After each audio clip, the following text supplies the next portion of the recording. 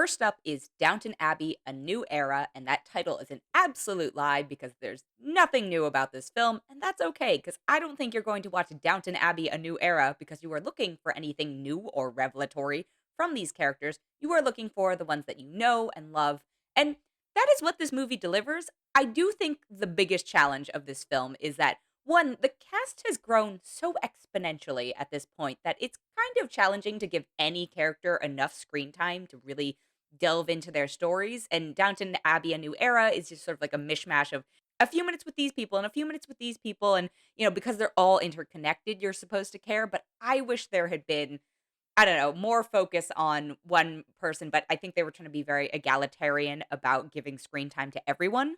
And I also gotta say, just when I thought there were no more British actors to add to the cast of these films or shows or whatever, they found two more. So the cast of the show is back. You've got Hugh Bonneville, you've got Jim Carter, you've got Michelle Dockery, Brendan Coyle, Alan Leech, Elizabeth McGovern, Sophie. I could keep going. Obviously, thankfully, Maggie Smith is back because what would Downton be without Maggie Smith? And then this time around, they've also added Dominic West and Hugh Dancy. And the premise, there's two kind of A and B plots. It's one, somebody wants to make a movie at Downton Abbey and use it as the set.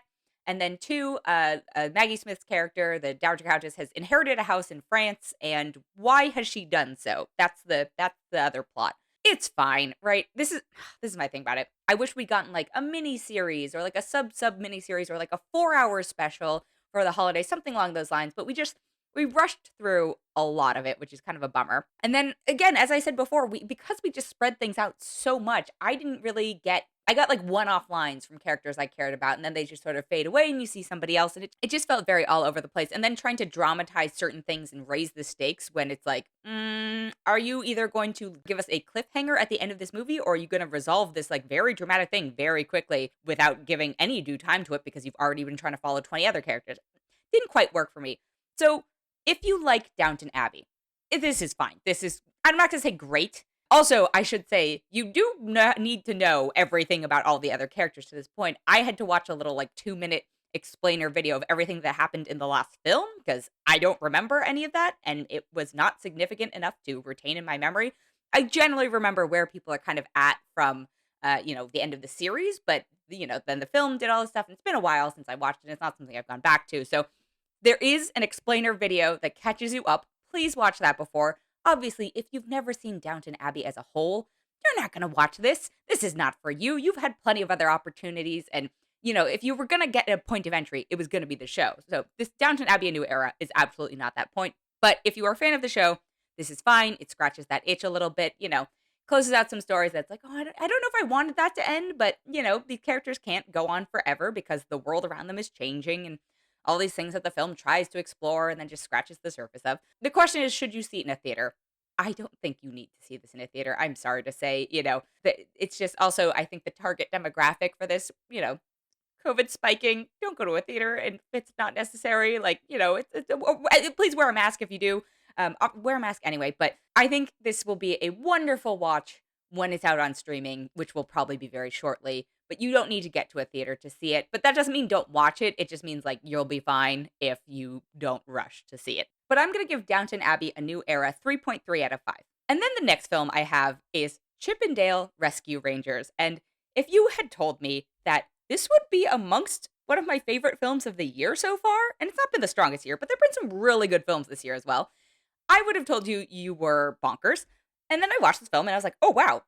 People were hyping it up and I was like, there's no way, because people were hyping up something like The Northman. And I was like, and I thought The Northman was fine, and this is nothing like The Northman. But, I was like, oh, I don't believe the hype. I just really ended up enjoying Chip and Dale Rescue Rangers. I remember watching the cartoon when it was on briefly, but I wasn't a huge fan. I wasn't like a hardcore Chip and Dale fan. I don't know who. Actually, no, there are plenty of people who were. So I don't know why I would say I don't know who is. Clearly, there was enough of an audience. But whatever they did with this, it's just, I should also set this. If you've listened to my reviews before, you know that I come from an animation background. And there are so many animation and animation industry jokes in this. And half the time I was just asking, how did they get away with this?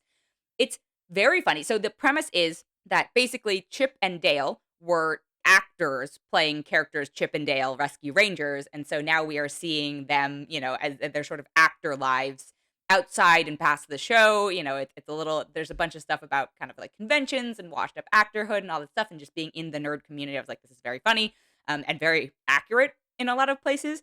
Then there's just a lot of sort of like animation history humor, a lot of references to other properties that, again, I was like, how did they get away with this? Like, what was the licensing agreement to get so many of these things into this film?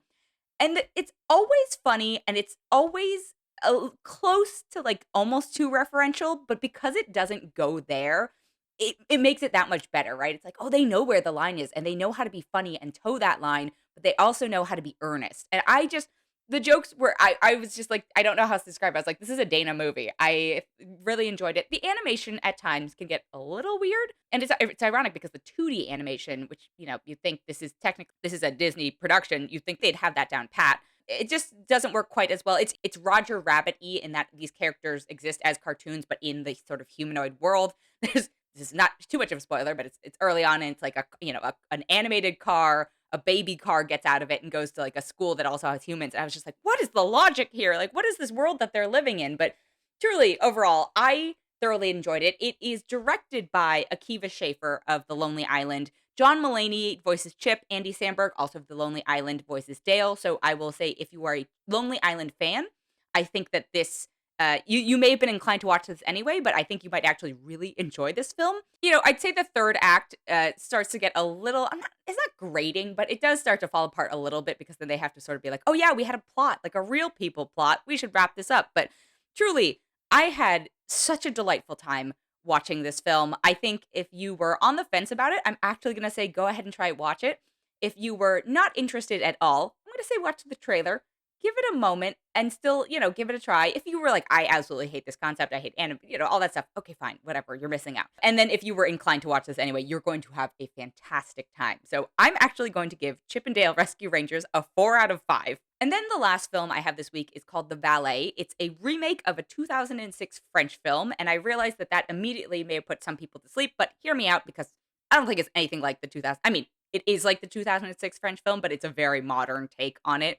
So the premise is that there is a famous, in this case, she's an actress. In the original one, she's a model who is having an affair. Sorry, spoilers, but not because it's in the trailers, with a billionaire. And they are photographed together. And there's a third person who's photographed with them who was there on accident. And they turn out to be a valet. And so they fake a relationship between the valet and the actress in order to sort of throw people off the scent of the story of that there's an affair. And, this premise it's one that we see a fair amount in terms of like, very famous person, a very famous woman, actually, and like average Joe. We just saw it with, I can't believe I'm making this comparison, but like Marry Me is a similar broader conceit, where J-Lo is a J-Lo basically. And then she ends up dating Owen Wilson, who's just a teacher. But the problem with this film is that all of the stuff that involves the Hollywood parts and her being an actress and the paparazzi and all these things does not work for me. It is dated. It just doesn't make sense anymore. The sneaking around, the Instagram stuff.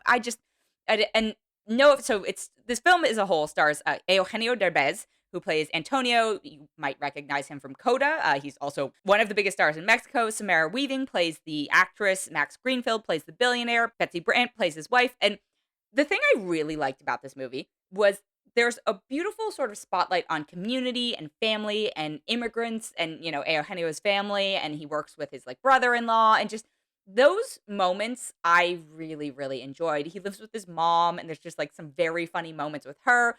And she's dating their landlord, who's a Korean man, and she only speaks Spanish. He only speaks Korean. It's just like super cute. Just these moments of community, and like there's family humor that I think works really, really well.